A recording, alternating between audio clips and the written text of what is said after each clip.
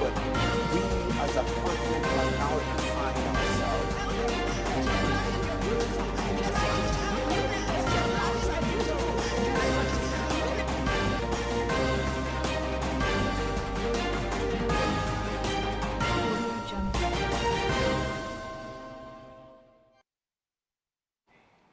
In the news, bill on scrapping Nysc reaches second reading.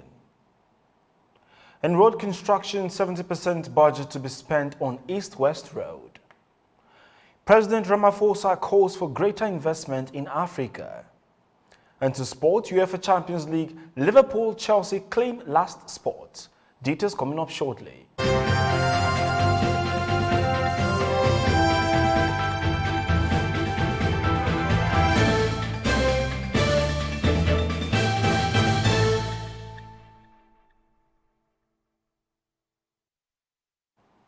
It's good to have you join us on TOS Television, your digital first Pan-African news network. I am Merciful Ajinamo, and this is TOS News 360. The House of Representatives is reviewing the discontinuation of the National Youth Service Corps scheme. The military regime of General Yakubu Gowon had established the NYSC on May 22, 1973, under Decree Number 24 of 1973, with intention of reconciling and reintegrating Nigerians after the civil war between July 6, 1967 and January 15, 1970. The Constitution of the Federal Republic of Nigeria Alteration Bill 2020, which seeks to put an end to the NYSC Act, is billed for the second reading. The sponsor of the bill, Mr. Awaji Nnomek Abiante, in the explanatory memorandum of the proposal, said the killing of innocent corps members in some parts of the country due to banditry, religious extremism, and ethnic violence is a major reason for the move. And Permanent Secretary of the Ministry of Niger Delta Affairs, Dr. Babayo Ado, says the federal government is working to ensure completion of the East-West Road.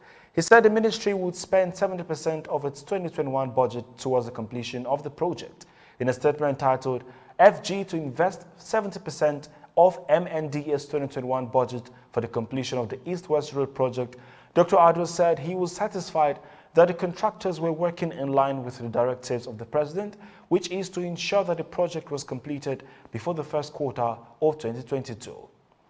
And residents of Guaraka community in Tafa local government area of Niger State have taken to a protest against the incessant kidnappings in the community. The protesters, who blocked the Abuja-Kaduna highway, burnt tires and halted vehicular movement on the highway. This comes after kidnappers found their way to the area on Saturday and Sunday and kidnapped some people from community, killing 3 others. The residents lamented that they have lost sleep as a result of terrorism in the community. The Presidential Steering Committee on COVID-19 has declared at least 90 travelers, both Nigerians and foreigners, whom it described wanted as dangerous to Nigeria's public health. In a statement by the chairman of the PSC and secretary to the government of the Federation, Buz Mustafa, the committee noted that the people who have currently spread across the country had violated the guidelines issued for travelers entering Nigeria from India, Turkey, and Brazil.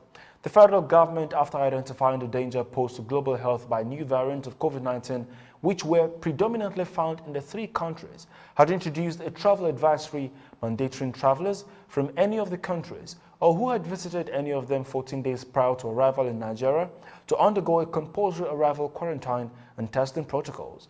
According to the statement, the 90 offenders whose names and passport details were also made available in the schedule released by the PSC on Sunday sneaked into the country without respecting the advisory. And President of South Africa, Cyril Ramaphosa, said it is important to highlight the economic support that Africa needs to recover from the COVID-19 pandemic, and its effect is very important. Ramaphosa said this in his weekly newsletter in preparation for Africa Day on the 25th of May. He said Africa needs access to more financing mechanisms from organizations like the International Monetary Fund, amongst others. The South African president said investment in the continent's economies was vital in changing the economic and social result. Reports say dozens of clandestine miners died as a makeshift gold mine collapsed in the north of the Democratic Republic of Congo. Regional Deputy Eddie Pascal Sinango said the incident took place near Bondo in Lower Uele province. It was reported that the incident was the latest in a series of mine accidents that have killed around 50 people this year. 10 miners died immediately, while 6 others were injured, 2 of whom died after being taken to hospital. This is your digital first Pan-African news network, TOS Television, and you're watching TOS News 360. More stories when we return. Do stay.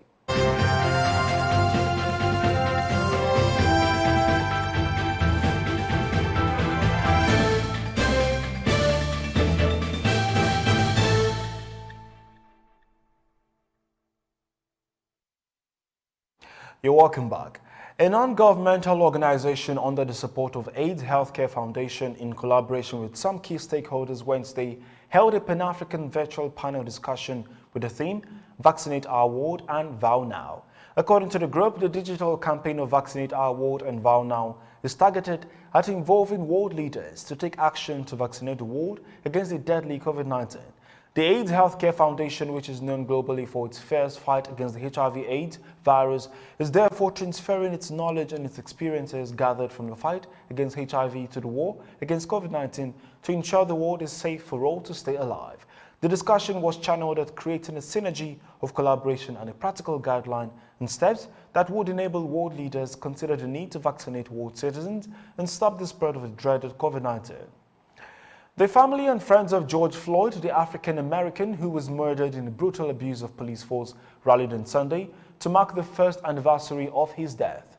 Floyd died after a Minneapolis police officer knelt on his neck for more than 8 minutes last year in May. His death led to a worldwide protest against police brutality and racism. The white former Minneapolis policeman, Derek Chauvin, was found guilty of murdering him by a 12-member federal jury in Minneapolis. Floyd's family members were joined by hundreds of police who carried placards with his pictures and other black people that have been murdered. The country's death toll is the 3rd highest reported in the world, behind the United States and Brazil, although reports say the real numbers are significantly greater. On Monday, the Indian Health Ministry reported 4,454 new deaths in the last 24 hours, bringing India's total fatalities of over 300,000 new cases were also reported, and this raised the total to nearly 27 million. Slow vaccination drive has contributed to the death rate of Indians. Many states say they don't have enough vaccines to administer. India, who is the world's largest vaccine-producing nation, has fully vaccinated only about 41.6 million people, which is 3.8% of the population of 1.4 billion people.